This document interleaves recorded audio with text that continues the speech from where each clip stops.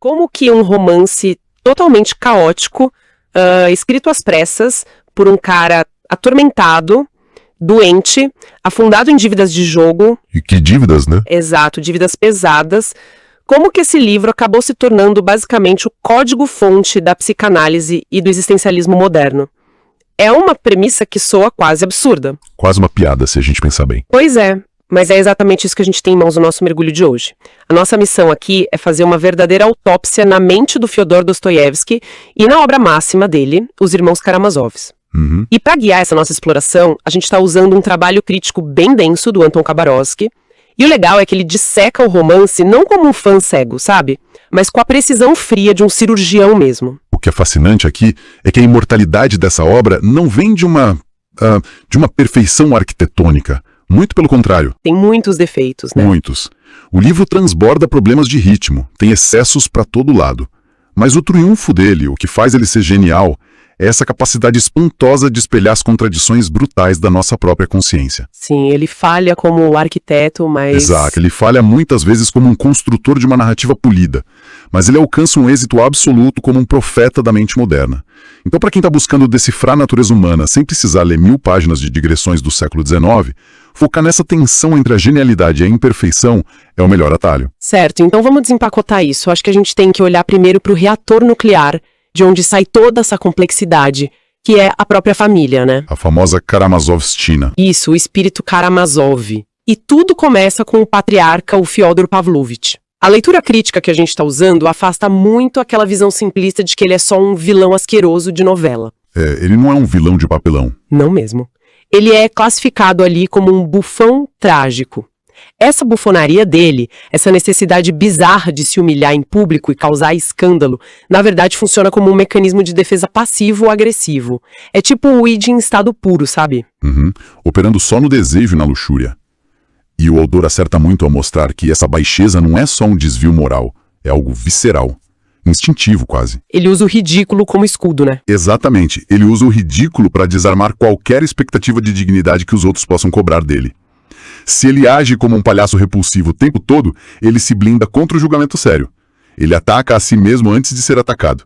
E essa energia caótica acaba infectando a família inteira. Pensando nessa dinâmica, a imagem que me vem na cabeça é de uma panela de pressão com um defeito na fábrica. Boa analogia. Tipo, o pai, o Fyodor, é o fogo alto lá embaixo, descontrolado.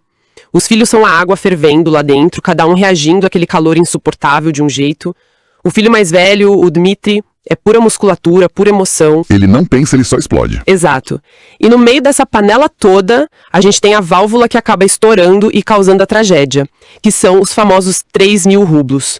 Todo o conflito orbita em torno desse dinheiro. E o papel desses 3.000 rublos é fundamental para a gente entender a engrenagem do livro. Porque o dinheiro ali não é só moeda de troca comercial, sabe? Não é para ir no mercado comprar pão. Longe disso. Ele atua como o sangue da narrativa. Ele irriga a trama policial e ganha um peso metafísico absurdo.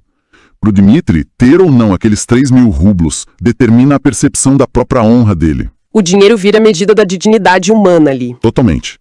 A quantia exata vira um símbolo obsessível de salvação ou de condenação para ele. É uma alquimia muito louca, né? Transformar papel moeda num peso para a alma.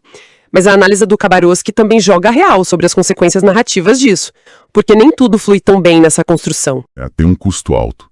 A genialidade desse drama psicológico frequentemente é sabotada pela prolixidade do autor. A repetição exaustiva dessas atitudes histriônicas do pai e das brigas pelos rublos testa a paciência, né? Fica parecendo que a história não anda. Pois é. O que devia ser um suspense psicológico afiado acaba assumindo às vezes o tom de uma farsa cansativa. Fica muito evidente a falta de controle de um autor que, bom, ele estava sendo pago por página. Ah, claro. Ele escrevia contra prazos impossíveis, com o credor batendo na porta. Essa repetição toda é quase o sintoma físico do desespero financeiro dele. Nossa, faz todo sentido. E essa oscilação entre o sublime e o arrastado fica muito na cara quando o livro dá um cavalo de pau, sabe? Quando a gente sai da mente do Fyodor e do Dmitri e entra na mente do segundo irmão, o Ivan. Aí o clima muda completamente. Muda tudo. A gente sai daquela panela de pressão instintiva e entra num labirinto de gelo absoluto. O Ivan não tá nem aí pra brigar fisicamente por dinheiro. Ele usa a razão pra colocar a própria criação divina no banco dos réus. O Ivan opera através do que a fonte define como uma mente euclidiana. E esse termo é muito importante. A geometria do Euclides lida com superfícies planas, regras estritas, paralelas, que nunca se encontram. Tudo muito lógico e mensurável. Exato. A mente do Ivan exige que o universo funcione com essa mesma lógica perfeita. Ele olha para a matemática do sofrimento humano e conclui que, olha, a conta não fecha. Especialmente o sofrimento das crianças, né? Esse é o argumento irrefutável dele. O Ivan afirma que se a harmonia eterna do universo, o paraíso, se tudo isso custa a lágrima de uma única criança sendo torturada, então a fundação desse universo é imoral. É de arrepiar. E por isso ele diz que prefere devolver o bilhete de entrada para essa harmonia divina. É uma rebelião totalmente baseada numa ética puramente racional. E o jeito que ele materializa essa rebelião no livro é criando aquela lenda, o poema de O Grande Inquisidor. Na história que o Ivan cria, Cristo volta para a Terra bem na época da Inquisição Espanhola. Pior momento possível. Sim. E em vez de ser adorado, ele é preso na hora pela igreja. Aí o inquisidor vai visitar Cristo na cela e dá o maior sermão já escrito contra a ideia de liberdade. Ele acusa Cristo de ter cometido um erro gigantesco ao dar o livre-arbítrio para a humanidade. Ele defende que o ser humano é fraco por natureza. Exato, que a liberdade é um fardo insuportável. A massa não quer o peso de ficar escolhendo o tempo todo entre o bem e o mal. Eles querem pão, segurança e alguém que diga para eles o que fazer. Mas olha, aqui é onde a coisa fica realmente interessante pra mim. E eu queria meio que jogar uma provocação. Manda. Se a gente botar a moralidade de lado por um segundo, o inquisidor não atua de um jeito meio torto como um grande filantropo? Tipo, se a liberdade paralisa as pessoas e traz tanta angústia, você tirar esse peso das costas delas não seria um ato de cuidado? Nossa, essa é exatamente a provocação que o texto quer que a gente sinta. A força do Dostoiévski está em obrigar a gente a engolir essa possibilidade super desconfortável. O inquisidor, no fim das contas, argumenta com base num amor cínico pela humanidade fraca. Ele toma culpa pra ele, né? Sim, ele assume o peso para que a massa viva na ignorância feliz. E se a gente conectar isso ao cenário maior, a análise do Khabarovski expande isso para o nosso tempo de um jeito assustador. No século XX, essa lenda previu os totalitarismos, onde populações inteiras entregaram a liberdade em troca do pão do Estado. Segurança acima de tudo. Mas no século XXI, a mecânica é outra. O grande inquisidor não veste batina nem os exércitos. Ele é o algoritmo. Caramba, é uma inquisição totalmente silenciosa e baseada em dados, né? Totalmente. A fadiga de decisão é um problema real hoje em dia. A gente entrega a nossa privacidade, nosso tempo, nossa liberdade de escolha de um jeito super voluntário e até alegre. E em troca de conveniência. Sim, a conveniência absoluta. De um feed infinito que já prevê o que a gente quer ver, o que quer comprar, poupando a gente do esforço de procurar. A gente troca o peso da liberdade pelo conforto do entretenimento. O algoritmo age com a mesma premissa do inquisidor. A ideia de que a gente não quer, no fundo, pensar por conta própria. É assustador o quanto isso é atual. Mas assim, teorias abstratas, por mais brilhantes que sejam, elas nunca ficam só presas na mente, né? A gravidade da história aparece quando a filosofia do Ivan escorrega para o mundo real e ganha mãos e pernas. É o contágio da ideia. Exato. A teoria dele de que se Deus não existe, tudo é permitido, ela não fica só pairando no ar num debate de bar. Não, ela aterrissa direto no Smerdyakov.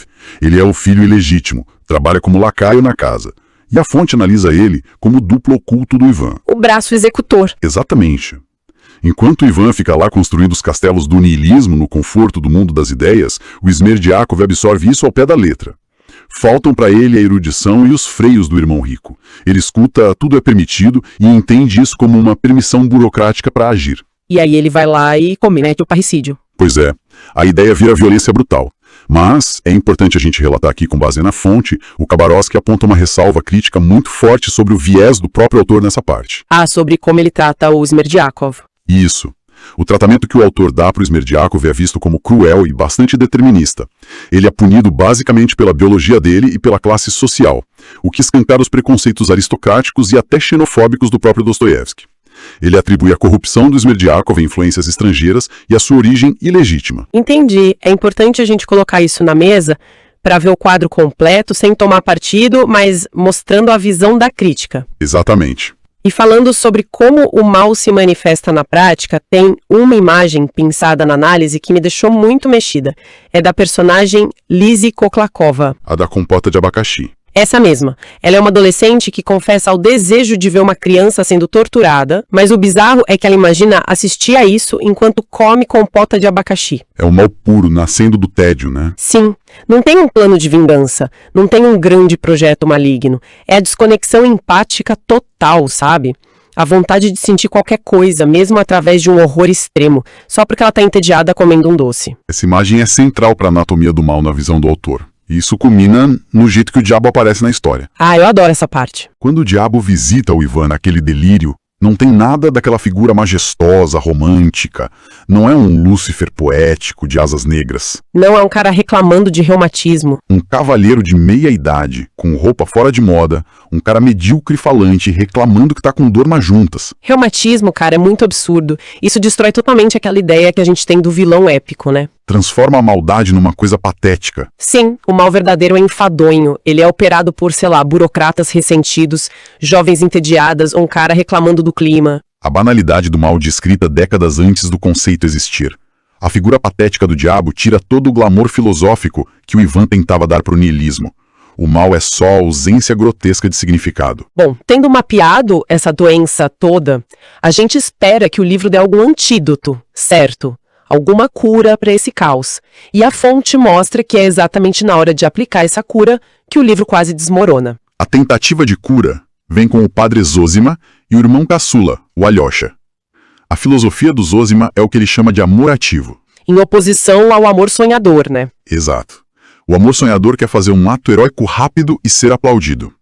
O amor ativo é trabalho sujo, diário, constante e sem plateia. Junto com isso, ele prega que todos somos culpados por tudo. Assumir a responsabilidade universal é o único caminho para a redenção. A teoria é linda, mas o Dostoiévski não deixa as coisas fáceis. Quando o Zosima morre, todo mundo no mosteiro espera um milagre, que o corpo dele não vai apodrecer. Um atestado divino de santidade. Sim, mas aí vem o que o livro chama de o escândalo do odor. O corpo do cara começa a feder muito rápido. Entra em putrefação na frente de todo mundo. O que é um golpe de gênio do autor. É chocante. Funciona como um martelo esmagando essa expectativa de um milagre barato. A fé não pode ser um truque de mágica ou uma isenção da biologia. A putrefação força a fé do Alyosha a ser madura. Ele tem que amar o mundo sem que Deus mande um comprovante físico. Uma coragem temática incrível. Mas a crítica aponta que a execução narrativa desse antídoto é a grande fratura da obra. E é mesmo. Para tentar responder os argumentos lógicos do Ivan, o autor enfia o livro 6 inteiro, que é dedicado só aos ensinamentos do Zosima. Quebra o ritmo total. Totalmente. A trama policial simplesmente congela. A fluidez literária vira um panfleto religioso forçado. Ele sacrifica a urgência da história por causa de uma necessidade ideológica dele. Sei lá, se acovardou. O livro termina com o Alyosha numa pedra, rodeado de crianças gritando Viva Karamazov. Um sentimentalismo bem forçado. Muito forçado. Ele cria argumentos geniais para o ateísmo, com o Ivan, e depois tenta fechar a conta com crianças chorando como chantagem emocional. Isso levanta uma questão importantíssima que a crítica destaca. A resposta teológica do Dostoiévski não consegue, no campo da argumentação intelectual, derrotar a lógica impiedosa do Ivan. O intelecto vence o debate no texto. Faz sentido. E por tentar equilibrar essa derrota argumentativa com resoluções emocionais, o romance vira esse monumento imperfeito. A fonte compara o livro a uma catedral gótica, imponente, mas cheia de puxadinhos ideológicos onde o autor se perde em prolixidade e sermão. Uma catedral com um monte de anexo mal feito. Bem isso. Usa entrar e iluminar o século XX inteiro, né? Para amarrar isso, a gente precisa olhar para o impacto que essa catedral imperfeita teve.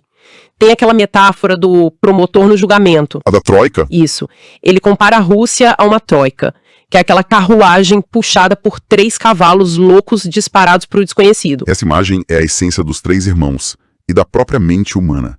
O Dmitri é a paixão bárbara, o Ivan é o intelecto ocidentalizado e frio, e o Alyosha é o misticismo e a empatia. E a carruagem tá a 1000 por hora e ninguém sabe quem tá segurando a rédea. Exato. E o desdobramento mais louco disso é como essa carruagem fictícia atropelou a ciência e a filosofia reais depois. O legado na mente moderna é gigantesco. A fundação de várias áreas do pensamento saiu desse livro, né? Freud, por exemplo, usou o livro para mapear o inconsciente. Muito antes da psicanálise formalizar tudo, ele viu o id pulsando no Fyodor, o ego sofrendo no Dmitri e o superego opressor no Ivan. A questão do desejo reprimido e do parricídio já estava toda lá. É insano que um único romance tenha feito isso. E não para por aí. Na filosofia, Sartre, Camus, a galera do existencialismo e do absurdo tiraram a base dos movimentos deles a partir do tudo é permitido do Ivan. A angústia diante de um universo vazio encontrou a linguagem perfeita ali. O autor falhou como arquiteto de uma trama policial polida. Mas triunfou como profeta. Triunfou de forma absoluta como um profeta do colapso moderno. Ele entregou a caixa de ferramentas para a gente entender a nossa própria fragmentação. É muito louco pensar que não precisa ser um monge russo do século XIX para sentir essa karamazovshina na pele hoje. A gente passa por isso todo dia. Essa tensão entre desejo por um consumo fácil do algoritmo, que é o pão do inquisidor, ansiedade da nossa própria lógica, que é o Ivan, e a busca desesperada por sentido e conexão no meio de todo esse barulho, que é o Alyosha. O cenário muda, mas a arquitetura interna do conflito humano é a mesma. Para encerrar, eu queria deixar quem está escutando com uma provocação baseada nessa nossa conversa. Vamos lá. É uma provocação profunda que emerge de toda essa dissecação. Se a gente aceitar que a força Karamazov é exatamente a mesma energia que permite os nossos piores instintos de egoísmo, mas também é o que nos impulsiona para os maiores atos de empatia e amor, a pergunta é a seguinte. Manda. A verdadeira salvação seria tentar anestesiar e extinguir essa força caótica para ter uma vida pacífica e controlada. Ou a gente deve abraçar o risco de ser devorado por essa energia só para conseguir se manter verdadeiramente vivo. Nossa, pesadíssimo. Um dilema que vai muito além de um livro antigo. Foi sensacional compartilhar esse mergulho tão denso com vocês hoje. A gente convida todo mundo a continuar dissecando as contradições do mundo por aí. Até o nosso próximo mergulho.